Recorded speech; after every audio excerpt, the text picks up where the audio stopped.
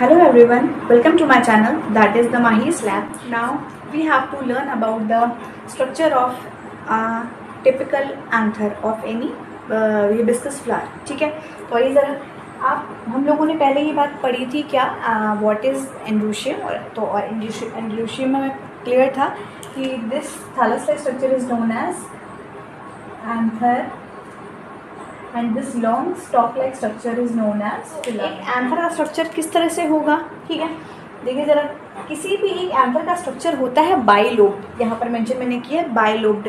Bilobed का मतलब क्या होता है कि इस तरह की का कोई भी एक 3D स्ट्रक्चर आप इमेजिन करिएगा, तो वैसा एक बाइलोब्ड स्ट्रक्चर होता है। एंड साथ में मैंने लिखा है टेट्रास्पोरेंजिएट, मतलब किसी भी हिबिस्कस फ्लावर का, एंजियोस्पर्म फ्लावर का जो एंथर होगा वो बाइलोब्ड होगा, मतलब इस टाइप का होगा, इस शेप का होगा। And tetrasporangiate, tetra means 4 and sporangiate means कुछ इस तरीके की थैलस लाइक स्ट्रक्चर। मैंने क्या किया है, इस एंथर को इस तरह से ओपन कर दिया है, तो आपको जब ऐसे स्ट्रक्चर दिखेगा तो यहाँ पर आपको समझ में आएगा क्या, देयर आर 4 स्पोरेंजियम स्ट्रक्चर, इसीलिए हम कहते हैं anther is a bilobed and tetrasporangiate structure. अब देखो जरा, filament. Filament is a long stalk-like structure which is attached to the thalamus. Structure हमने देखा था, थैलेमस मतलब फ्लावर का जो पार्ट था, जो स्वोलन बेसल पार्ट था, वहाँ से ये एंथर फिलामेंट अटैच होगा। ठीक है, उसके बाद इसका स्ट्रक्चर ध्यान से देखिए, इसको हम कहते हैं टेट्रास्पोरेंजिएट स्ट्रक्चर, एक एंथर का structure. Presence of tetra that is 4 sporangium having pollen grains. तो देखिए ज़रा, किसी भी एंथर को जब हम ओपन करेंगे तो हमें पता चलेगा 4 ऐसे स्ट्रक्चर होंगे, और इन 4 ऐसे पॉलन सैक्स को हम क्या कहते हैं, स्पोरेंजियम।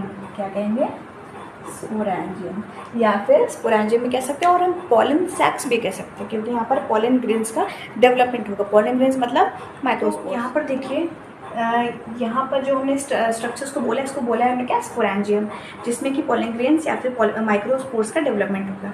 तो ये जो पूरा स्ट्रक्चर हम देख रहे हैं एंथर का, it is consist of 4 layers. सबसे पहली जो लेयर है, outer most layer, number 1, outer most layer का जो नाम होगा वो क्या होगा, एपिडर्मिस। एपिडर्मिस। सेकेंड लेयर, इसका नाम क्या है, endothecium. Endothecium, I hope clear हो रहा होगा। Third layer is known as middle layer. Third layer is known as middle layer. And last inner most layer and most important, इसका क्या नाम होगा, टेपिटम। ठीक है, क्लियर हो गया। तो देयर आर 4 लेयर्स जो कि कवर करती है एक एंथर के स्ट्रक्चर को। तो सबसे आउटर मोस्ट कौन सी है, epidermis, second endothecium, next middle layer, and last one और इनर मोस्ट लेयर जो कि माइक्रोस्पोर के डेवलपमेंट में हेल्प करेगी, उसे हम कहते हैं टेपिटम लेयर। ठीक है, अभी हम आगे देखेंगे कि what will be the functions of all these layers. तो क्या हमने देखा, जो 3 लेयर्स हैं इनका काम सिर्फ और सिर्फ क्या है, प्रोटेक्शन ऑफ माइक्रोस्पोर्स।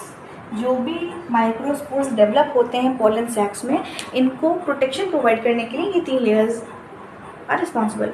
बट जो इनर मोस्ट लेयर है, tapetum layer, this is responsible for nutrition for developing pollen grains. जो भी पॉलन ग्रेन्स या माइक्रोस्पोर्स डेवलप हो रहे होंगे, मैच्योर हो रहे होंगे, उनको मैच्योर होने के टाइम न्यूट्रिशन प्रोवाइड करने का काम किसका है, टेपिटम लेयर्स का। इन लेयर्स में छोटे छोटे सेल्स होती हैं जो कि जिनको खाकर फीड करके वो माइक्रोस्पोर क्या कर सकते हैं, डेवलप हो सकते हैं। आई होप आप लोगों को आज के इस वीडियो में ये टॉपिक क्लियर हो गया होगा। अगर कोई भी ऐसा इशू आ रहा है, कोई भी डाउट है, तो आप कमेंट कर सकते हैं। Thank you so much for watching.